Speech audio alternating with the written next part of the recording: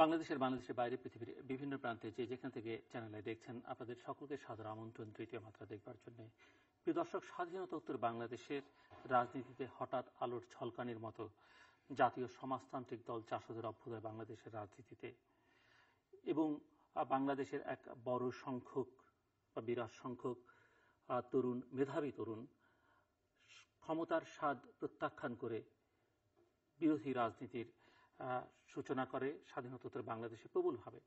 এবং সেই তরুণরা, হাজার হাজার তরুণ সেই সময় জীবন দিয়েছেন এবং রাজনীতিতে অস্ত্রের ব্যবহারটা তার আগ থেকেও কম বেশি ছিল, কিন্তু এই জাতীয় সমাজতান্ত্রিক দলের তরুণ যুবকদের হাতেও অস্ত্র উঠেছিল। সেগুলো নিয়ে নানা রকমের কথাবার্তা হয়েছে। স্বাধীনতোত্তর বাংলাদেশ সেনাবাহিনীর মধ্যে বিশৃঙ্খলা সৃষ্টির অভিযোগও জাতীয় সমাজতান্ত্রিক দল জাসদের বিরুদ্ধে রয়েছে। ৭৫-এর যে পট পরিবর্তন, বিশেষ করে ৭৫-এর ১৫ই আগস্টের যে নারকীয় হত্যাযজ্ঞ, সেই হত্যাযজ্ঞের পেছনে জাসদের ভূমিকা কি সেটি নিয়ে বিভিন্ন সময় সমালোচনা হয়েছে। কেবলমাত্র একটি গণতান্ত্রিক সমাজ বা সমাজতান্ত্রিক সমাজ কিংবা জাতীয় সমাজতান্ত্রিক দলের ভাষায় বৈজ্ঞানিক সমাজতন্ত্র প্রতিষ্ঠার জন্য কি জাসদ তৈরি হয়েছিল, নাকি ভিন্ন কোনো কারণে? জাসদ তৈরির পেছনে যারা এটি তৈরি করেছিলেন, দৃশ্যত সামনে ছিলেন, তারাই কি ছিলেন, না পেছনে অন্য কেউ ছিল?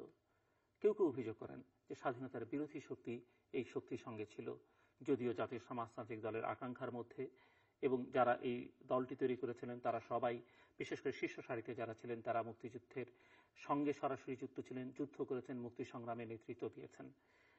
অভিযোগ আছে যে এই দলটি অভ্যুদয়ের পেছনে বহিঃশক্তির ইন্ধন বা সহায়তা ছিল এবং নানা চড়াই উতরাইয়ের মধ্য দিয়ে জাতীয় সমাজতান্ত্রিক দল স্বাধীনতার পর থেকে পর্যন্ত এসছে। ক্ষমতার বিভিন্ন পালা বদলে তাদের কখনো ক্ষমতার বিরুদ্ধে, কখনো ক্ষমতার সঙ্গে তারা যুক্ত ছিলেন। বিশেষ করে জাতীয় সমাজতান্ত্রিক দল বাংলাদেশ আওয়ামী লীগ যখন ক্ষমতায় ছিল, এর আগে ১৯৯৬ সালে, সেই সময় জাতীয় সমাজতান্ত্রিক দলের একজন নেতা সরকারের মন্ত্রী হয়েছিলেন, ঐকমত্যের সরকারের, এবং এখনো জাতীয় সমাজতান্ত্রিক দল থেকে মন্ত্রী আছেন এবং নৌকা প্রতীক নিয়ে জাতীয় সমাজতান্ত্রিক দলের সদস্যরা কেউ কেউ জাতীয় সংসদ সদস্য নির্বাচিত হয়েছেন, কেউ কেউ দলীয় প্রতীক মশালা নির্বাচিত হয়েছেন।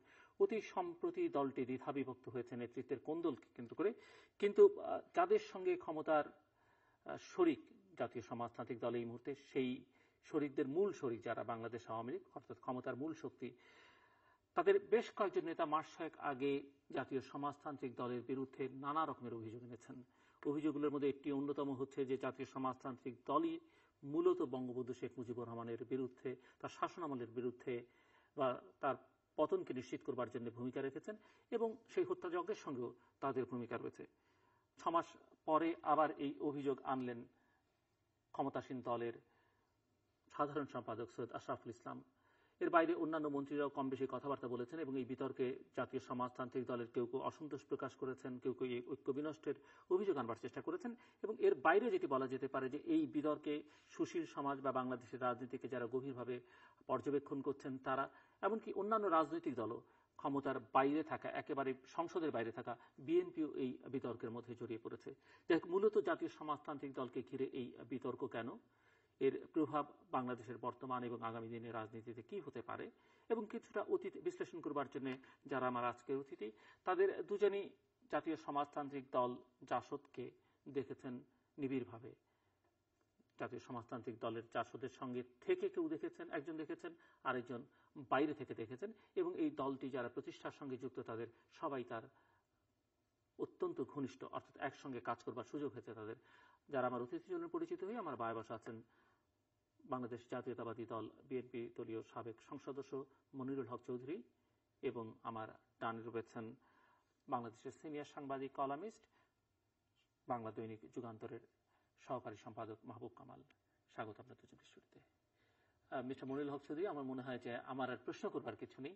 এই যে জাতীয় সমাজতান্ত্রিক দলকে ঘিরে যে বিতর্ক এবং আজকে যে বিতর্ক, বিশেষ করে ক্ষমতাসীনদের মধ্যে যখন বিতর্ক, যখন দেশে ক্ষমতার বাইরে যারা আছেন তাদেরকে খুব একটা নাড়াচাড়া করছেন না ক্ষমতাসীনদের, বা নাড়াচাড়া করবার আপনারা বিশেষ করে সেই অর্থে আপনাদের শক্তি আছে কিনা সেটি নিয়েও যখন প্রশ্ন উঠছে, কিন্তু দেখা যাচ্ছে ক্ষমতাসীনদের ভেতরের এই বিতর্কটা শুরু হয়েছে, যেটি এক ধরনের সম্পর্কে শীতল করতে ভূমিকা রাখতে পারে বলে অনেকে মনে করেন।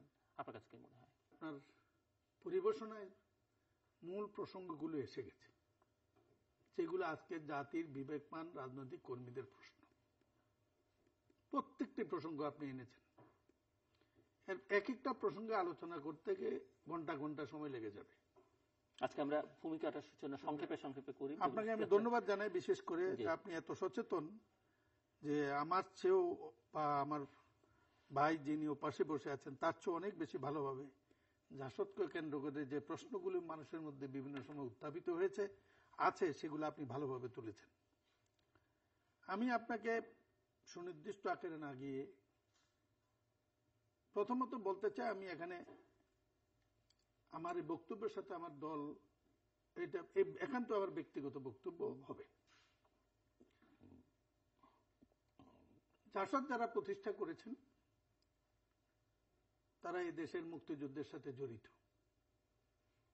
মুক্তিযুদ্ধের অন্যতম সংগঠক আমাদের শ্রদ্ধেয় নেতা জনাব সিরাজ আলম খান এর তাত্ত্বিক নেতা। এরপরে যারা এর নেতৃত্ব দিয়েছেন, সংগঠিত করেছেন, তারা কেউ সহকর্মী, অনেকেই আমার সহকর্মী, কেউ সিনিয়র কেউ জুনিয়র। কি পরিপ্রেক্ষিতে হলো, সম্পূর্ণ একটা রাজনৈতিক প্রেক্ষাপট। আমি সংক্ষেপে আপনাকে বলবো, একটা হলো প্রথমত 69 এর পূর্ববর্তী অবস্থা। বাংলাদেশ ছাত্রলীগ এই দেশে বাঙালি জাতীয়তাবাদ, বাংলার প্রচলন, বাঙালি হিসাবে আমাদের আত্মপরিচয়ের ক্ষেত্র প্রস্তুত করেছে। এটা চরম বিকাশ ঘটেছে 65 সনের যুদ্ধের পরে, পাক ভারত যুদ্ধের পরে বঙ্গবন্ধু শেখ মুজিব যখন 6 দফা ঘোষণা করেন বাঙালি স্বাধিকার অধিকারের জন্য, তখন একটি সুনির্দিষ্ট গতি লাভ করে। এখানে আরেকটি জিনিস আপনার স্মরণে আনতে চাই, 1958 সনে যুক্তফ্রন্ট সরকারের পতনের পর, আইয়ুব খানের মার্শালের পরে আমাদের যতটুকু ইজ্জত সম্মান পাকিস্তানে ছিল সেটাও ভুলুণ্ঠিত হয়ে যায়।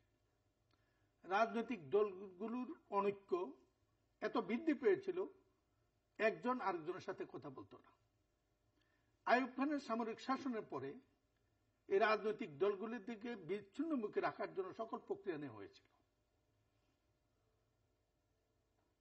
58, 59, 60, 61, 62 এই 62 জনে যাইয়া তৎকালীন তরুণ প্রজন্মের নেতা শেখ মুজিবুর রহমান এই দলগুলোকে একত্র করিয়ে সর্বপ্রথম 62 সনে আইয়ুবের সামরিক শাসনের বিরুদ্ধে 9 নেতার বিবৃতি প্রকাশ করেন এবং এইটা দিয়ে সুসংগঠিত হওয়ার জন্য প্রথমবারের মতো জেলা শহরগুলো সফর করা শুরু করেন। এইগুলোতে ব্যাপক লোক সমাগম হতে থাকলো। আইয়ুব খান প্রথম উপলব্ধি করল, তিনি যা ভাবতেন যে এই দেশে বিরোধী দল নিঃশেষ হয়ে গেছে, সেটা ঠিক না। 62 থেকে 65 সন পর্যন্ত যুদ্ধ লাগার সময় যুদ্ধটা একটা রাজনীতি ছিল বলে আমি মনে করি। এটা অনেকে এরকম লিখেছেন। যুদ্ধের পরে পূর্ব পাকিস্তান যখন নাকি সম্পূর্ণ আলাদা চিত্রিত হলো, এখানে কোনো প্রতিরক্ষা ছিল না, এই সমস্ত ব্যাপারগুলো নিয়েই মানুষের মধ্যে সেদিন পূর্ব পাকিস্তানের মানুষের মধ্যে চরম হতাশা এবং পাকিস্তানের বিরুদ্ধে বিদ্বেষ ভাব জন্মগ্রহণ করে। বঙ্গবন্ধু বোস সঠিক সময়ে সেই সময় 6 দফা কর্মসূচি ঘোষণা করার পরে এটা একটা সুনির্দিষ্ট গতি লাভ করে। তারও আগে এই 65 সনের পরে যেতে যেতে এক সময় পাকিস্তানের নির্বাচন আসলো। তখন বঙ্গবন্ধু শেখ মুজিব অন্যতম উদ্যোক্তা হয়ে সম্মিলিত বিরোধী দল গঠন করেন এবং মোহতারামা ফাতেমা জিন্নাহকে প্রেসিডেন্ট প্রার্থী করেন। সেইটাই মোহতারামা ফাতেমা জিন্নাহ যখন এখানে নির্বাচনী প্রচারে আসেন, তখন কুমিল্লা থেকে চিটাগং যেতে লেগেছিল 3 দিন সময়। এই পরিমাণ বিপুল, কিন্তু ভোটার অধিকার তাদের ছিল না। ভোট দিত বিডি মেম্বার, সব বিডি মেম্বার ইলেক্টেড হয়েছিল ইয়ে থেকে, এই বিরোধী দলের নামে, কিন্তু ভোট দিয়েছে যে পরবর্তী পর্যায়ে যে বিভিন্ন বিভাগীয় শহরে হারিকেন বাদ দিয়ে, মোহতারামের বাদ দিয়ে এই মানুষের মধ্যে একটা চরম হতাশা আসে। এই হতাশার পরিবর্তে 65, 66, 67, 68 প্রথম ডাকসু নির্বাচন দিল। বাংলাদেশ ছাত্রলীগ তখনও বড় সংগঠন ছিল না। 6 দফা দেওয়ার পর 66, 67, 68 তে আমি যখন বিশ্ববিদ্যালয়ের প্রথম সাধারণ সম্পাদক ছাত্রলীগের, তখন প্রথম সরাসরি নির্বাচন দিল। সেই সরাসরি নির্বাচনে আমরা ঢাকা বিশ্ববিদ্যালয়ের কেন্দ্রীয় সংসদ সহ সকল সংসদ নির্বাচনে জিতলাম ছাত্রলীগ। 6 দফা দেওয়ার পর একটা শ্রেণী আমাদের মধ্যে থেকে, খুব মাইক্রোস্কোপিক শ্রেণী, এবং আওয়ামী লীগের মধ্যে একটা শ্রেণী গ্রো করলো যে এটা এর সাথে এর বিকল্প একটা 8 দফা বের করার চেষ্টা করলো। তখন ছাত্র যারা জাসদ করেছে, জাসদ যার করে নাই, জনাব শেখ ফজলুল হক মনি, জনাব আব্দুর রাজাক, সিরাজুল আলম খান, তোফায়েল আহমেদ, এই বড় বড় নেতারা সবাই 6 দফার প্রশ্নে অত্যাধিক আন্তরিক ছিল। এবং সব নেতারা যখন জেলে, তখন ছাত্রলীগের তরফ থেকে 6 দফার প্রচারণা বন্ধ হয়নি। যারা জাসদ সৃষ্টি করেছে পরে যারা করেছে, আমরা তখন একবারে ছিলাম, বরঞ্চ আমরা ওই 8 দফা বা 6 দফার বিভাজন যারা সৃষ্টি করতে তাদের বিরুদ্ধে রুখে দাঁড়িয়েছিলাম। এখানে আওয়ামী লীগের থেকে নেতৃত্ব দিয়েছিল জনাব সালাম খান। আমরা তার বাসায় পর্যন্ত ডেমনস্ট্রেশন দিয়েছি 8 দফা কর্মসূচি করে দেওয়ার নেতারা যখন জেলে।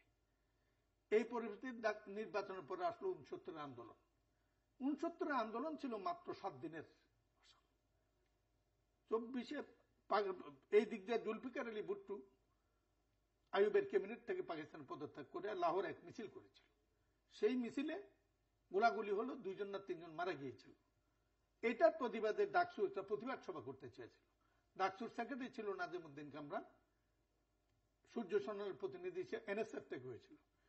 এই অংশের এনএসএফ এর সাথে আবার ভুট্টোর সাথে সম্পর্ক ছিল, মুনায়েম খানের বিরোধী ছিল। তারা প্রস্তাব দেওয়ার পর ঢাকা বিশ্ববিদ্যালয়ে আমরা সকল শাখা মিলে বললাম যে এটা করতে হবে ইয়ে থেকে, আমাদের দাবির পরিপ্রেক্ষিতে। 6 দফায় সম্বলিত দাবা যদি হয়, 6 দফা যদি তারা মানে, আমরা তাহলে এই প্রোগ্রামে আছি। এই সর্বপ্রথম 6 দফা ভিত্তিক 11 দফা ছাত্র দাবা রচিত হল।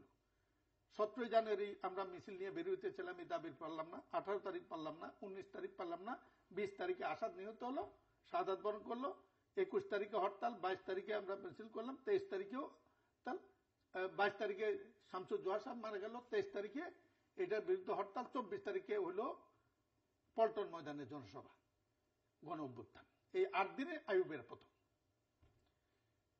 এই আইয়ুবের পতনের সাথে সাথে বাংলাদেশের রাজনীতি, এই দেশের রাজনীতি বঙ্গবন্ধুর কর্তৃত্ব প্রতিষ্ঠিত হয়ে গেল। 11 দফার জয় জয়কার হয়ে গেল। এরপরে আগরতলা ষড়যন্ত্র মামলা এগুলা থেকে প্রত্যাহার সব কিছু হয়ে গেল। আগরতলা মামলার বিচারপতি পালিয়ে গেল। এই পরিপ্রেক্ষিতে 69 আন্দোলন যখন সফলতা আসলো, সফলতা আসার পরেই লিগ্যাল ফ্রেমওয়ার্ক আসলো। এই লিগ্যাল ইয়াহিয়া খান যখন নির্বাচন ঘোষণা করলো লিগ্যাল ফ্রেমওয়ার্ক দিয়ে, তখনই এটার মধ্যে 2টা গ্রুপ সৃষ্টি হলো। আমার এতগুলো সামনে নজর কারণ হলো এটা, এই প্রথম বিভাজন। একটা পক্ষ লেগে গেল নির্বাচনে অংশগ্রহণ করা যাবে না লিগ্যাল ফ্রেমওয়ার্কে। এর মধ্যে অন্যতম প্রবক্তা ছিলেন বাসানী, জননেতা মরহুম বাসানী, বললেন যে লিগ্যাল ফ্রেমওয়ার্ক মেনে নির্বাচনে যাবে না। মস্কো ন্যাপ আলোচনা করতেছিল কোন দিকে বলবে ঠিক নেই, অন্যান্য দলগুলো এরকম বলতেছিল। ছাত্রলীগের নূর আলম সিদ্দিকী প্রেসিডেন্ট শাহজাহান শেরের সাথে 4 দিন ব্যাপী বর্ধিত সভা হলো। সেই বর্ধিত সভায় প্রথম তারা বক্তব্য তুলল, এই জনাব আসাম আব্দুর রব, শাহজাহান সিরাজ সাহেব সহ তারা বক্তব্য তুলল নির্বাচনে যাওয়া যাবে না। 4 দিন বর্ধিত সভা করার পরে এক পর্যায়ে সব ছাত্র নেতারা আমরা ওয়ার্কিং কমিটি বিরাট না, 31 জন বা 41 জন হবে। আমি ওইটার অনলাইন সেক্রেটারি, স্বপন কুমার সাহা এটার প্রচার সম্পাদক মরহুম। বঙ্গবন্ধুর কাছে যাওয়ার পরে বঙ্গবন্ধু বলে দিলেন আমি এলএফের বিরুদ্ধে আন্দোলন করব, নির্বাচনেও যাব, গো অ্যান্ড ওয়ার্ক। ওনার এই কঠোর সুনির্দিষ্ট সিদ্ধান্তের কারণে আমরা নির্বাচনে গেলাম। কিন্তু উল্লেখযোগ্য, এই নির্দেশ আইসা যখন আমরা মিটিং করি, মিটিং এর মধ্যেই অনেকে আমাদেরকে বিদ্রুপ করে গান গেয়েছে, নির্বাচনে গেলে মুক্তিযুদ্ধ স্বাধীনতা যুদ্ধ হবে না, নির্বাচনে গেলে পাকিস্তানের দালালি হবে, ক্ষমতার দালালি হবে, গাইতে হবে আমার সোনার পাকিস্তান আমি তোমায় ভালোবাসি। এরকম বিদ্রুপ করে যারা গান গেছে তারা পরবর্তী পর্যায়ে যা সত্য। এরপরে নির্বাচন হয়ে গেল, বঙ্গবন্ধু শেখ মুজিব। সেই পর্যন্ত তো মানে কৌশলের ভুল ত্রুটি থাকতে পারে, আকাঙ্ক্ষায় তো কোনো ত্রুটি ছিল না। আকাঙ্ক্ষায় ত্রুটি ছিল, ছিল, এটাই বলার জন্য চেষ্টা করছি। সেটাই, জি। ত্রুটি ছিল এখানেই, নির্বাচন ছাড়া। এরপর দেখুন যখন আন্দোলন মুক্তিযুদ্ধের পক্ষে আরো কাজ শুরু হলো, অ্যাসেম্বলি ডিজলভ হয়ে গেল, সব যখন চললো, তখন বাংলাদেশে এই দেশে কিছু স্লোগান জনপ্রিয় যখন ছিল, পদ্মা মেঘনা যমুনা তোমার আমার ঠিকানা, ঢাকা না বাংলা, পিন্ডি না ঢাকা, ঢাকা ঢাকা, জাগো জাগো বাঙালি জাগো, সর্বশেষ স্লোগানও বীর বাঙালি অস্ত্র ধরো, বাংলাদেশ স্বাধীন করো। কিন্তু আমাদের এই বন্ধুদের তরফ থেকে স্লোগান হইতো কৃষক শ্রমিক অস্ত্র ধরো, বাংলাদেশ স্বাধীন করো। এই স্নায়ু যুদ্ধের পার্থক্য কিন্তু সেই থেকে সত্যি হয়ে গেল। এরপরে মুক্তিযুদ্ধে সবাই অংশগ্রহণ করেছে। আমি স্বীকার করি জাসদ যারা করেছেন তারা best of the product of Chhatra League. 69-এর একটা আন্দোলনের একটা প্রোডাক্ট থাকে, নির্বাচনের একটা প্রোডাক্ট থাকে, রাজনীতিতে আন্দোলনের একটা প্রোডাক্ট থাকে, ক্ষমতা হারানো ক্ষমতা যাওয়া ছাড়াও একটা প্রোডাক্ট থাকে। 69-এর আন্দোলনের মুক্তিযুদ্ধের যে product, best possible product, JASAD. আমাদের ছাত্রলীগ 1965 পর্যন্ত খুব মেধাবী ছেলেরা করতো না, 65 থেকে অনওয়ার্ড মেধাবী ছেলেরা ছাত্র করতো। আমি হাজারো কর্মীর নাম নিতে পারি। আপনি জাস্ট 1-2 মিনিটে যদি একটু শেষ করেন, আমি ওনার কাছে শুনে আসি। এর পরবর্তী পর্যায়ে এই কিন্তু শুরু হলো মুক্তিযুদ্ধের পরে। আমার ব্যক্তিগত ধারণা কেন করেছে, কি জন্য করেছে, মুক্তিযুদ্ধের পরে একটা শ্রেণী থেকে প্রস্তাব আসলো বঙ্গবন্ধু শেখ মুজিব প্রধানমন্ত্রী হওয়া উচিত না। আমরা এটা ডিফার করেছি যে এই দেশ বঙ্গবন্ধু ছাড়া এই মুহূর্তে নিয়ন্ত্রণ করতে পারবে না। এই সমস্ত পার্থক্যগুলো নিয়েই পরবর্তী পর্যায়ে তারা বঙ্গবন্ধুকে নিতে চেয়েছে। তারপরে 1973 সনে ছাত্রলীগের যখন সম্মেলন হয়, এই সম্মেলনে বঙ্গবন্ধুকে যাওয়ার কথা। বঙ্গবন্ধু সিরাজ ভাইকে অত্যাধিক আদর করতেন। যদি আদরের দিক থেকে বলি তাহলে 1 নম্বরের লিস্টে ওনার কর্মীরা 72 সালে তখন ওখানে একই সম্মেলনে দাওয়াত দেওয়ার চেষ্টা করলো, ওরা গেল, বঙ্গবন্ধু আমাদের দাওয়াত রাখলেন, ওই দাওয়াত রাখেন নাই। সেটাও আমি মনে করি অত্যাধিক সঠিক সিদ্ধান্ত। এবং সেই থেকে তাদের একটি ধারণা হয়েছে, সেটা হচ্ছে যেটা নির্বাচন ছাড়া অস্ত্রের মাধ্যমে বিপ্লব ঘটানো, এই রাজনীতি তাদেরকে পেয়ে বসেছিল বলেই এই লাইনে গিয়ে তারা এই কাজগুলো করেছে। এবং পরবর্তী পর্যায়ে যেগুলোর আপনি উদ্ধৃতি দিয়েছেন, সুতরাং সেই কারণে যে অভিযোগগুলো আমি উচ্চারণ করেছি আপনি মনে করেন যেগুলো ঠিক আছে। আমি আসবো আপনার কাছে একটু শুনে, মাহবুব কামালের কাছে একটু বিশ্লেষণ শুনি যে আজকে যে বিতর্ক, প্রথমত আমি একটু আপনার কাছে শুনতে চাই এই বিতর্কটা কেন মনে হচ্ছে আপনার কাছে? এবং মনির ভাই তো একটা হিস্টোরিক্যাল ব্যাকগ্রাউন্ড দেওয়ার চেষ্টা করলেন। আসলে সময় কম তো আমি হিস্ট্রি যাচ্ছি না, আমি প্রেজেন্ট সিচুয়েশনে সেটা কি। আসলে জাসদ সম্পর্কে ভ্রান্তির কোনো শেষ নেই। যেমন আপনি আপনার সূচনা বক্তব্যে একটা বড় ভ্রান্তি করেছেন, সেটা হচ্ছে আপনি বললেন যে জাসদের হাজার হাজার কর্মী নিহত হয়েছে, বলা হয়ে থাকে 30,000 কর্মী নিহত। এটা out and out, it's a downright false. আমি জাসদের একজন, আমার প্রাক্তন, আমি সচেতনভাবে 30,000 বলিনি, হাজার হাজার বলেছি। আমি বলি আমার প্রাক্তন প্রেমিকা কেমন ছিল আমার চেয়ে কেউ ভালো জানবে না। যখন জাসদের কারা নিহত হয়েছে তাদের তালিকা করতে যাই আমি দেখি সিদ্দিক মাস্টার, নরসিংদীর মুকুল, রংপুর বেল্টের মোস্তফা জব্বার, যশোর বেল্টের নান্টু বল্টু মন্টু, 17 মার্চ স্বরাষ্ট্রমন্ত্রীর বাড়ি ঘেরার সময় জাফর এবং আরো 2-1 জন। এর বাইরে আরো কিছু থাকতে পারে, কিন্তু number is in no way more than 50, in no way. I challenge, যদি 50-এর অধিক, আপনি 72 থেকে 75 পর্যন্ত, যদি রক্ষী বাহিনীর হাতে বা অন্য কোনো ভাবে 50 জনের বেশি জাসদ কর্মী নিহত হয়েছে এই তথ্য কেউ দেখাতে পারে, আমি সাংবাদিকতা ছেড়ে দিব। অথচ বলা হয় হাজার হাজার, 30,000 বলা হয়। আমি হাজার হাজার থেকে এক্সাক্ট ফিগারটা বলছি। আমি সাংবাদিকতা ছেড়ে দিব। তারপরে জাসদ থানা লুট করেছে, শত শত থানা। সত্য হচ্ছে জাসদ 2-3টা ফাঁড়ি লুট করেছে, আর থানা যেগুলি লুট হয়েছিল সেগুলি করেছিল পূর্ব বাংলা সর্বহারা পার্টি। এই যে কতগুলো মিথ্যাকে পত্রপল্লবিত করে সত্য হিসেবে প্রতিষ্ঠা করা, এইটা খুব বাজে টেন্ডেন্সি আমাদের। আচ্ছা, কথা হচ্ছে এই আশরাফ সাহেব, প্রথমে তো বললেন শেখ সেলিম। শেখ সেলিমেরটা বোঝা যায় উনি মন্ত্রী নন, ইনু সাহেব মন্ত্রী, উনি একটা সেন্স অফ জেলাসি থেকে এটা বলবেন, এটাই স্বাভাবিক। আশরাফ সাহেবের ব্যাপারটা এইটা খুব একটা ধর্তব্যের মধ্যে আমি নেই না, এই কারণে যে এটা ছাত্রলীগের একটা অভ্যন্তরীণ একটা ঘরোয়া মিটিং, ওখানে সুইপিং কমেন্ট অনেক হতে পারে। ওখানে যেহেতু প্রেস ছিল সেহেতু এটা একটা বড়, ধরেন যে সেখানে কোনো প্রেস ছিল না তাহলে কিন্তু এটা কোনো ব্যাপার ছিল না। আমরা সুইপিং কমেন্ট তো অনেক কিছুই করি, এটা আমার কাছে খুব বড় কিছু মনে হয় না। কথাটা হচ্ছে মূল যে অভিযোগ সেইটাতে আমাদের যেতে হবে, যে জাসদ আসলেই বঙ্গবন্ধু হত্যার প্রেক্ষাপট তৈরি করেছিল কিনা। That is the question. সেই হত্যাকাণ্ডের সঙ্গে তাদের কোনো সংযোগ ছিল কিনা।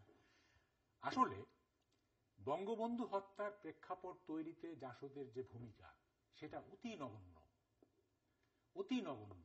শুধু জাসদের রাজনীতিটা হাই সাউন্ডিং ছিল বলে এটাকে আমরা ওইভাবে ইমপ্লিকেট করার চেষ্টা করি। বঙ্গবন্ধু হত্যার প্রেক্ষাপট আসলে নানা কারণে সৃষ্টি হয়েছিল, আমি একটু একটু করে বলি।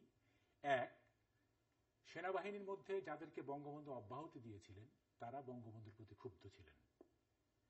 সেনাবাহিনীর আরেকটি অংশ রক্ষী বাহিনী গঠন করাতে তাদের শ্রমবাড়িতে লেগেছিল, তারাও বঙ্গবন্ধুর প্রতি বিক্ষুব্ধ ছিলেন। দুই, বঙ্গবন্ধুর সদিচ্ছা ছিল আমলাতন্ত্রের উপরে পলিটিক্যাল সুপ্রিমেসি করা, এই জন্য উনি গভর্নরশিপ করেছিলেন, কিন্তু এই কারণে আমলাতন্ত্র বিক্ষুব্ধ হয়ে উঠেছিল। তিন, পাকিস্তান ভেঙে যাওয়ায় যারা কষ্ট পেয়েছিল তারা বঙ্গবন্ধুর উদারতায় পুনরুজ্জীবিত হয়েছিল। চার, স্বভাবগতভাবে সাম্প্রদায়িক এবং অকৃতজ্ঞ তারা আওয়ামী লীগের ভারত ঘেঁষা পররাষ্ট্রনীতির কারণে আওয়ামী লীগের প্রতি ক্ষেপেছিল। পাঁচ, ন্যাপ, কমিউনিস্ট পার্টি ইত্যাদি আওয়ামী লীগে বিলীন হলেও তারা যথাযথ স্পেস না পাওয়ার কারণে আওয়ামী লীগে তাদের একটা অংশ বিক্ষুব্ধ হয়েছিল। ছয়, পূর্ব বাংলা সর্বহারা পার্টি সারা দেশব্যাপী একটা নৈরাজ্য সৃষ্টি করে রেখেছিল। সাত, তাজউদ্দিন আহমেদকে বঙ্গবন্ধু আওয়ামী লীগের মেইন স্ট্রিম থেকে সরিয়ে দেওয়ার কারণে তাজউদ্দিনের অনুসারীরা বিক্ষুব্ধ হয়ে উঠেছিল। আট, খন্দকার মোশতাক আহমেদের মতো অবিশ্বস্ত লোকের সংখ্যা কম ছিল না। এরকম তারপরে ধরেন যে ন্যায্য মূল্যের জিনিসপত্র যারা বঞ্চিত হয়েছিল তারা বঙ্গবন্ধু, এই সবকিছু মিলিয়ে বঙ্গবন্ধু হত্যার প্রেক্ষাপট তৈরি হয়েছিল। জাসদের ভূমিকা এখানে খুব বেশি নেই। জাসদ হঠকারী রাজনীতি করেছে, দ্যাটস ট্রু। এবং ৭৪ সালে স্বরাষ্ট্রমন্ত্রী ঘেরাওয়ের পর যখন জাসদ নেতারা যখন দেখলেন, মানে ওনাদের কল্পনার বাইরে ছিল যে বঙ্গবন্ধুর কাছ থেকে তাদের প্রতি এত বড় একটা আঘাত আসতে পারে, তখন তারা গণতান্ত্রিক রাজনীতির ধারা পরিত্যাগ করে একটা বিপ্লবী ধারায় চলে গিয়েছে, এই গণবাহিনীর গঠন টঠন ইত্যাদি। এবং এই গণবাহিনীর অ্যাক্টিভিটি কিন্তু খুব বেশি ছিল না, এগুলি কতগুলি পকেট ছিল, যেমন বগুড়ায় এবিএম শাহজাহান কিছু কাজ করেছে, তারপরে এরকম দুই চারটা পকেট ছিল। কিন্তু যেভাবে দেখানো হয় যে একেবারে জাসদ নৈরাজ্য সৃষ্টি করে, একেবারে নৈরাজ্য সৃষ্টি হয়েছে অন্যভাবে, বরং আমি মনে করি যে জাসদের চেয়ে পূর্ব বাংলা সর্বহারা পার্টি বেশি নৈরাজ্য সৃষ্টি করেছে, ওরা একদম আন্ডারগ্রাউন্ড পার্টি হিসেবে। জাসদের তো একটা ডেমোক্রেটিক ধারা ছিল, এটা ভুললে চলবে না। জাসদের সৃষ্টিটা কি, এইটা স্বাধীন বাংলাদেশে উনি যেটা বললেন, ওরা সবাই মুক্তিযুদ্ধে একটা প্রো লিবারেশন অপোজিশন হিসেবে জাসদ দাঁড় হয়েছিল।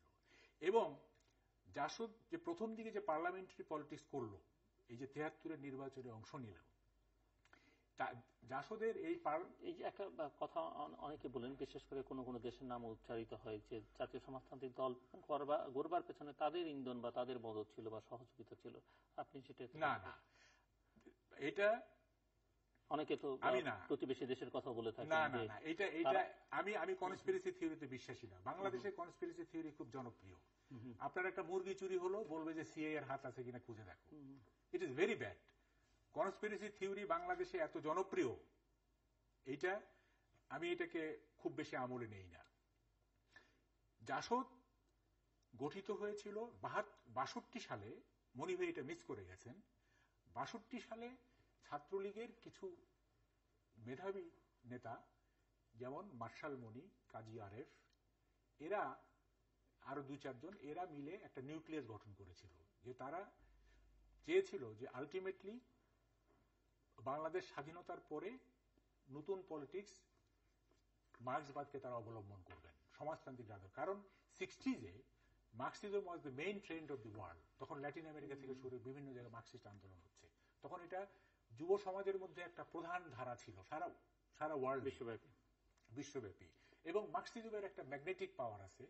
এটা প্রমিস দিয়ে শুরু হয়েছে ধর্মের মতো, যে এই একটা সুন্দর জীবন, ক্লাসলেস সোসাইটি ইত্যাদি।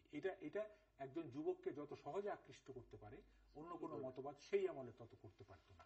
তখন তারা সিদ্ধান্ত নিয়েছিল যে স্বাধীন বাংলাদেশে আমরা এই মার্ক্সবাদী ধারা রাজনীতি করব। এবং যখন দেশ স্বাধীন হয়ে গেল তখন তারা মার্ক্সবাদকে মতবাদ হিসেবে গ্রহণ করলো, বলল যে আমরা সামাজিক বিপ্লবকে ত্বরান্বিত করে শ্রেণী সংগ্রামের মাধ্যমে বৈজ্ঞানিক সমাজতন্ত্র প্রতিষ্ঠা করব। কিন্তু সাইমালটেনিয়াসলি তারা কিন্তু পার্লামেন্টারি ধারা পলিটিক্স করেছে। এবং 74-এর 17 মার্চ এটাও দিয়েছে। এটা একটা এটা প্যারাডক্স।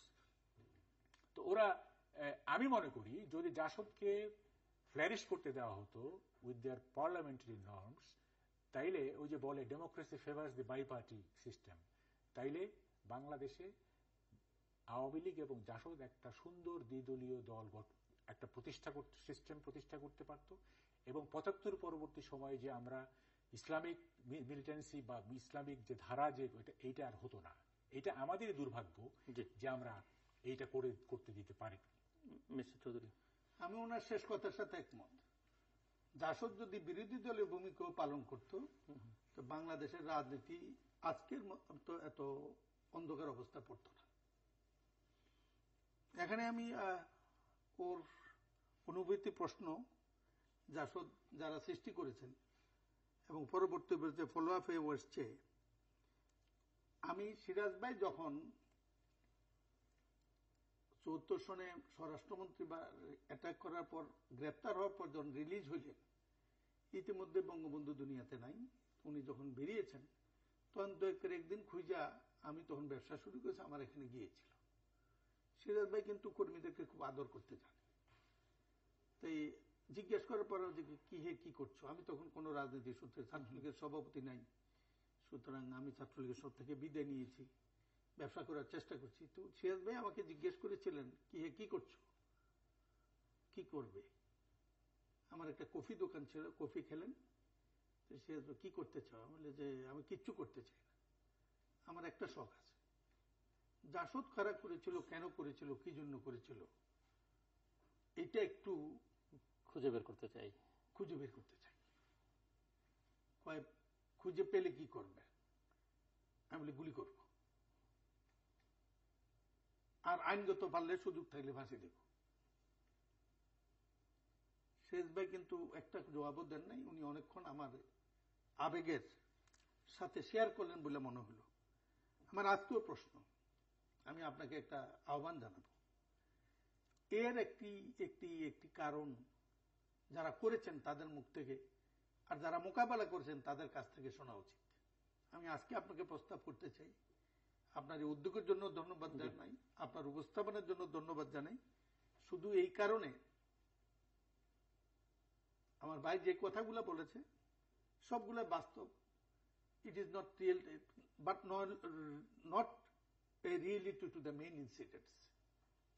কারণ তখন ও সামনের কাতারে ছিল না, অনুসরণ করেছে, যে কারণে হোক অনুসরণ করেছে। বাঙালি জাতীয়তাবাদ, বাংলাদেশ জাতীয়তাবাদের স্লোগান দিয়ে যেই দলের জন্ম হয়েছে গণতান্ত্রিক ছাত্রলীগের, মুক্তিযুদ্ধ হয়েছে, আমরা অন্যদিকে যাইনি।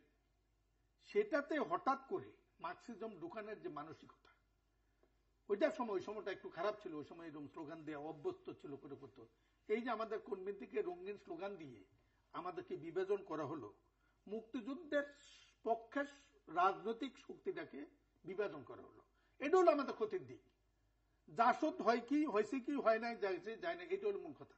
দুই, যেটা অভিযোগ করেছে সেটা হলো জাতীয় ঐক্যের প্রতীক। বঙ্গবন্ধু শেখ মুজিব সম্পর্কে কোন রাজাকার, কোন মুসলিম লীগ কোন বাজে মন্তব্য করেছে শুনি নেই। বঙ্গবন্ধুকে বিতর্কিত করেছে তারা। আচ্ছা, আমি একটু আমি শেষ করে না, এইটা হলো আমার অভিযোগ। এবং একবারও আমি এই কথা বলবো না তাদের দেশপ্রেম করে তারা যে রাজনৈতিক মূল পথে নিয়েছিল সেখানে বঙ্গবন্ধুকে মিন করানো, ছোট বানানোর একটা খাসালত ছিল। বাংলাদেশে এমন রাজনৈতিক শক্তি আগেও ছিল। আমরা ওনারা যখন একসাথে 6 দফা আন্দোলন করি, মুক্তিযুদ্ধ করি, তখন আমরা যাদেরকে মোকাবেলা করেছি মাঠে, সেই শক্তিও চাইতো সবসময় বঙ্গবন্ধুকে ছোট বানানোর জন্য, মুক্তিযুদ্ধকে ছোট বানানোর জন্য। পরবর্তী পর্যায়ে দেখা গেল তাদের স্লোগান আর তাদের স্লোগান মিলে গেছে। অস্ত্র লুণ্ঠনের স্লোগান, গুলি করে মারার স্লোগান মিলে গেছে। Here is the game. আপনি যে প্রশ্ন করেছেন পিছনে কারো হাত ছিল কিনা বঙ্গবন্ধুর মতো বিশাল ব্যক্তিত্বকে মোকাবেলা করার জন্য, ইয়ার টু বি রিচার্জড। সেই কারণে আমি আপনার এখানে প্রস্তাব করব, 1, 2 নম্বর কথা হলো, আমি আপনাকে একটি কথা বলে দিই যে আপনাকে, সেটা হলো এই উপমহাদেশের রাজনীতিতে, এই উপমহাদেশের রাজনীতিতে প্রাচীন ব্রিটিশ ভারতে পাল বংশের একটা রাজত্ব ছিল। তার সরকার প্রধান ছিল গোপাল। সেই গোপাল রাজের পররাষ্ট্রমন্ত্রী ছিল চাণক্য। এটা 700 খ্রিস্টাব্দ, 750, 650 দিকে হতে পারে। আর হিটলারের তথ্যমন্ত্রী ছিল গোয়েবলস। থিওরি ছিল একটা মিথ্যাকে 100 বার বলতে থাকো, এটা সত্য প্রতীত হয়ে যাবে। আর চাণক্যের কথা তো আরো যদি বলতে যাই সময় লাগবে। আমি শুধু এই কথা বলবো, রাজনীতিতে অনেক লোকের অনেক বিতর্ক থাকে, প্রশ্ন থাকে, পক্ষে থাকে, বিপক্ষে থাকে। কিন্তু আজকে পক্ষে বলিয়া কালকে হঠাৎ করে পরিবর্তন, এটা সন্দেহ চোখে দেখাটা ভালো। আমার মনে আছে, আপনি মনে রাখবেন আপনাদের সময় এরশাদ বিরোধী আন্দোলনের সময় হঠাৎ সিরাজুল হোসেন খান একদিন এক জায়গায় বক্তৃতা দিলেন। উনি একটা দলীয় জোটের নেতা ছিলেন। এরশাদের চামড়া দিয়া ডুগডুগি বাজাবে, এই বক্তৃতা যখন রেডিওতে টেলিভিশনে প্রচার হচ্ছে, মিডিয়াতে, রাত্রে দেখি সিরাজুল খান শপথ নিয়েছে এরশাদের ক্যাবিনেটের মন্ত্রী হিসাবে। জাসদের নেতারা বঙ্গবন্ধুর বিরুদ্ধে যে ভাষায় কথা বলতেন, সব সময় কারো না কারোর বিরুদ্ধে এই ভাষায় কথা বলেন। জাতি বিভাজনটা জাসদ রাজনীতির অন্যতম উপাদান বলে মনে হয়। তো আমি এই জন্য কোনো প্রশ্ন করতে না করে আপনাকে প্রশ্ন করব, অনুরোধ করব। আমার মনে হয় এই প্রশ্নগুলা আরো হওয়া উচিত। এবং সেজন্য আমাদের তো তৎকালীন আমলে মুখ্য আমাদের যুবকদেরকে যারা নেতৃত্ব দিয়েছে, এটা হলো সিনিয়রিটির দিক দিয়ে জনাব শেখ ফজলুল হক মনি, জনাব সিরাজুল আলম খান, জনাব আব্দুর রাজ্জাক, জনাব তোফায়েল আহমেদ। তাদের 2 জন আজকে আছে। তারা দুইজন আছে, তার মধ্যে তো একজন আর কথা বলবেন না, কথা বলেন না। কে? সিরাজুল আলম খান। আচ্ছা, যদি রাজি করে না, কোন রাজি চলতে, আচ্ছা, না দরকার নাই, উনি আপনার পাশে এসে 2 জন মানে মডারেটর হিসেবে বলবে। আর এক পক্ষে আমার বন্ধুর নেতারা, আমি প্রস্তাব করব আসাম আব্দুর রব, হাসানুল হক ইনু, শরীফ নবুল্লাহ আম্বিয়া, যারা অন্যতম উদ্যোগ, তারা কষ্ট করেছে, মুক্তিযুদ্ধ করছে, ছাত্রলীগের জন্য কষ্ট করেছে, জাসদের জন্য কষ্ট করেছে। তাদের মধ্যে থেকে অন্য দিক থেকে সবসময় আমরা যারা মোকাবেলা করেছি, জনাব শেখ শহীদুল ইসলাম, তারপরে আরেকজন মাজারে বেসের লোক আছে যে সিরাজ ভাই, মনি ভাই সবার সাথে ঘনিষ্ঠ ছিল, সৈয়দ রেজাউর রহমান। এবং আমি বলবো যে আমি মনিরুল হক চৌধুরী অথবা 2-4 জন যুক্ত হইয়া সেখানে উপস্থিত থাকুক প্রশ্ন করার জন্য, সৈয়দ আশরাফ এবং অন্যরা সহ এই আলোচনা উঠুক। আশরাফের বক্তব্য নিয়ে যে কথা বলতে আমি তার সাথে সম্পূর্ণ একমত। হি হ্যাজ অ্যাডভাইসড ইট। অতীত দিনের ছাত্রলীগের এই বিভক্তি নিয়ে কি হয়েছে, এইটা নিয়ে তার অত্যন্ত গরোয়া ভাবে তার কর্মীদেরকে ব্রিফ করছে। এইটা নিয়ে গা জ্বলবে কেন? একজন সতর্কই করতে পারে, মিডিয়া যেহেতু আসতে পারে, মিডিয়া তো আসতেই পারে। এবং এই যে এইটার জন্য যে এত কথা হয়ে গেছে, এটা বলে কেউ বলবে যে মন্ত্রীকে সাবধান করেন, কেউ বলে যে ঐক্য ভেঙে যাবে, এরকম বহু করেছে, বহু ভেঙেছে। আমি শুধু বলবো ইতিহাস কেউকে ক্ষমা করে না, ভবিষ্যতেও করবে না। সেই জন্য যদি সত্যিকারের এগুলা জানতে হয়, এ যেমন আমি আপনাকে বলেছি, স্বীকার করেছেন আপনার বক্তব্য এসছে, রাজনৈতিক হত্যা, গোত্রবাদী হত্যা শুরু হয়েছে ওরা সৃষ্টি হওয়ার পর, বেড়েছে পরে। 1, 2 ঐতিহাসিক ঘটনা, ইতিহাস তার দায়িত্ব নির্ধারণ করে জাতির বিভাজন অস্ত্রের রাজনীতি সেই অশুভ লগ্নের কাহিনী বর্তমান প্রজন্মের উদ্যোগে সঞ্চনা গোলটেবিলের প্রস্তাব আমি দিচ্ছি। বলাই দিলাম যে এখানে দুইটা জিনিস জানা দরকার, দুইটা জিনিস জানা দরকার। একটা হলো আমরা কি ক্ষতি হলো, জাতির কি ক্ষতি হলো, কে পেলো এটা বড় কথা না, জাতির কি ক্ষতি হলো এটা একটু মূল্যায়ন দরকার। ক্ষতির দিক থেকে আমি মনে করি জাসদ একটা বিরাট রাজনৈতিক শক্তি ছিল। মুক্তিযুদ্ধের সময় আমার যে বন্ধু সহকর্মী যার সাথে একসাথে ঘুরেছি, একসাথে খেয়েছি, এই সমস্ত ডেডিকেট কর্মী কেউ রাজনীতিতে হারিয়ে গেছে, কেউ জীবনে হারিয়ে গেছে। জাসদের কতজন মারা গেছে আমি মনে করি তার স্টেটমেন্ট যেটা কাছাকাছি আছে, বেশি কিছু নাই, এগ্রি। কিন্তু প্রশ্ন হলো রাজনীতিতে হারিয়েছে লাখো কর্মী, যারা হতাশ হয়ে দেশ ছেড়েছে, জাতি ছেড়েছে। এটার জন্য রাজনীতির গুণগত পতন হয়েছে, অর্থাৎ গণগত উত্থান হওয়া উচিত ছিল। এই গুণগত মান পতন, জাসদ যদি বঙ্গবন্ধুকে ছেড়ে সেদিন না যেত, রাজনীতির গুণগত এত অধপতন করতো না, বাংলাদেশের রাজনীতি বিবেচনা করতো না। আমি ওনার কথাগুলি ধরেই কথা বলি। এই প্রথম কথা, উনি যে একটা অনেকজনের মিলিত একটা যারা করছে তারা, আমি মনে করি এতে কোনো লাভ হবে না। লাভ হবে না এই কারণে, মানে সবাই সাবজেক্টিভলি কথা বলবেন, অবজেক্টিভিটি আমাদের দেশের পলিটিশিয়ানদের মধ্যে নাই। এই যে বলে ফ্যাক্টস আর ফ্যাক্টস, কমেন্টস আর ফ্রি, আমাদের এখানে ফ্যাক্টসও ডিস্টোর্ট করা হয়, কমেন্টসও আপনার মিসলেড হয়। যেমন এই যে আশরাফের কথাটাই বলি, উনি ঘরোয়াভাবে বললেন, কিন্তু উনি ওখানে এমন একটা সত্যকে উনি ডিস্টোর্ট করলেন, বিকৃত করলেন, যেটা আমি না বলে পারছি। উনি বললেন যে ওনারা যখন মধুর ক্যান্টিনে চা খেতেন তখন কমিউনিস্ট পার্টির ছেলেরা শেরাটনে গিয়ে মদ খেত।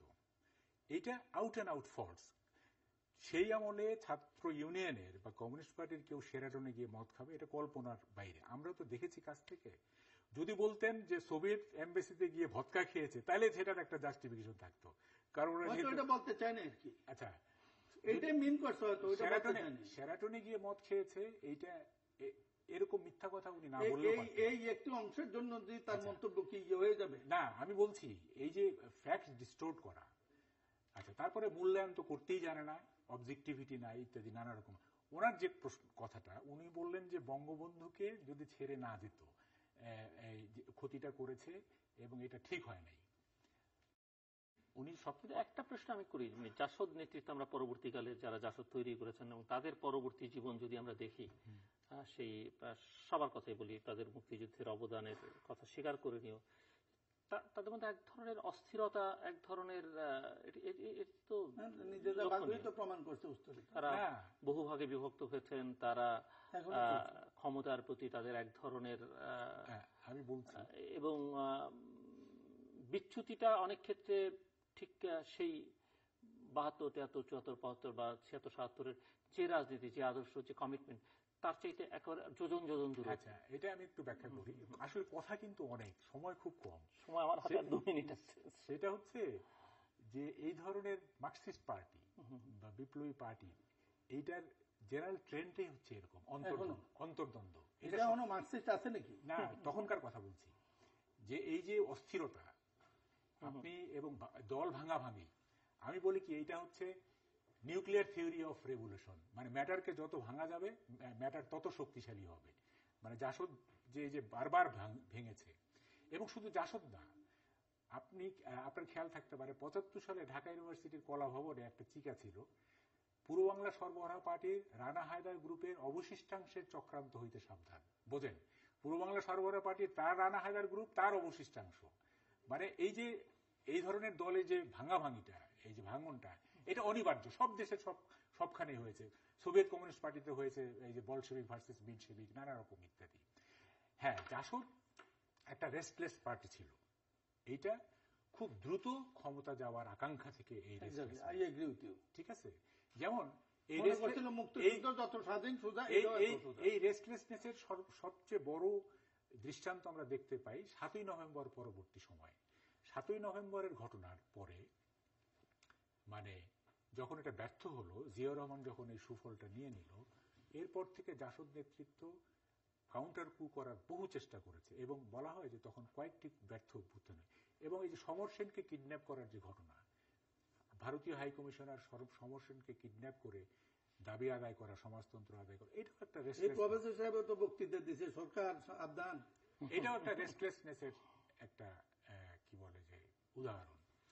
এবং সব সময় দেখা গেছে যে যেমন আপনার খেয়াল আছে 31শে মার্চ 76-এর জাসদ একটা প্রোগ্রাম দিল, ওটার নাম দিল মার্চ মিছিল, যে বঙ্গভবন ঘেরাও হবে এবং কর্মীদেরকে বোঝানো হলো যে সেদিনই জিয়ার পতন ঘটবে, মানে 75-এর স্বাধীনতা। আমরা মধুর ক্যান্টিনে 400-500 ছাত্রলীগের কর্মী 2 লাইন করলাম যাতে বেশি বড় দেখা যায়, ওখানে ব্যান্ড পার্টিতে। এখন আপনি বঙ্গভবন দখল করতে যাচ্ছেন, আপনার না আছে রাইফেল, না কামান, না কিছু, ব্যান্ড পার্টি এবং মধুর ক্যান্টিন থেকে আমরা 2 লাইন দিয়ে বেরোলাম এবং ওই যে দোয়েল চত্বরের কাছে এসে পুলিশের লাঠিচার্জে ছত্রভঙ্গ হয়ে গেল। হাউ ফানি, মানে একটা 400-500 ছেলের, একটা নিরস্ত্র ছেলের একটা মিছিল, সেটা বঙ্গভবন দখল করতে যাচ্ছে। তো এই যে রাতারাতি ওভারনাইট ক্ষমতা দখলের যে প্রবণতা, এটা জাসদের মধ্যে ছিল। আমার একটা শেষ কথা, অনুরোধ একটা সবার কাছে, এটা জাসদের হোক যেই হোক, কোন জাতীয় নেতা নেত্রীকে ব্যক্তিগত আক্রমণ করে অগ্রাধিকার তালিকার নাম চলে যাওয়ার দিন পুরো শেষ হয়ে গেছে। যে বোঝা গেছে আপনি কি ইঙ্গিত করছেন, সবাই দর্শকরা বুঝতে পেরেছে। ধন্যবাদ মাহবুব কামাল এবং মিস্টার মনিরুল হক চৌধুরী। দর্শক, আলোচনাটা আসলে অসমাপ্ত। মাহবুব কামাল যেরকম শুরু করেছিলেন যে প্রচুর সময় দরকার এই আলোচনার জন্য এবং সুনির্দিষ্ট প্রস্তাবনা রেখেছেন মনিরুল হক চৌধুরী। আসলেই ইতিহাসই বাংলাদেশে যদিও নানা রকমের, যেমন মুক্তিযুদ্ধের ইতিহাস বিকৃতির আইন হচ্ছে বা অন্যান্য ইতিহাস নিয়ে একটা স্থির সিদ্ধান্তে পৌঁছানো, যেমন 30,000 হাজার, আজকে এখন মাহবুব কামাল বলছেন যে 50 জনের বেশি হলে তিনি তার পেশাই ছেড়ে দেবেন। ইতিহাস আসলে স্থির কোনো জায়গায় দাঁড়িয়ে থাকে না, এটি আইন কানুন দিয়ে, কোনো বিধিবিধান দিয়ে সীমাবদ্ধ করা সম্ভব নয়। আজকে যেটি সত্য 100 বছর পরে হয়তো ভিন্ন সত্য আবিষ্কৃত হতে পারে এবং সেটি ঐতিহাসিকরা, ইতিহাসবিদরা করতে পারেন। তবে একথা ঠিক, বাংলাদেশের স্বাধীনতা উত্তরকালের 1975 সাল একটি অত্যন্ত গুরুত্বপূর্ণ সময়। জাতীয় সমাজতান্ত্রিক দলের অভ্যুদয় এবং তার আজকের পরিণতি এবং বঙ্গবন্ধু শেখ মুজিবুর রহমানের হত্যাকাণ্ড, যদিও এই হত্যাকাণ্ডের বিচার হয়েছে, অনেকের দণ্ড কার্যকর করা হচ্ছে, তারপর এই হত্যাকাণ্ডের গুরু রহস্য কিন্তু কারা এর সঙ্গে সম্পৃক্ত, কারাই ষড়যন্ত্রে লিপ্ত, সেগুলো কিন্তু এখন পর্যন্ত অনাবিষ্কৃত। কাজে এই বিষয়গুলো নিয়ে আরো অনেক গবেষণা দরকার, অনেক আলোচনা করা দরকার এবং আমরাও চেষ্টা করব আমাদের এই স্বল্প পরিসরে এ বিষয়ে আরো বিস্তারিত ভবিষ্যতে আলোচনা করবার জন্য। দর্শক, আমাদের সঙ্গে থাকবার জন্য অসংখ্য ধন্যবাদ। আপনাদের সবার জন্য শুভকামনা।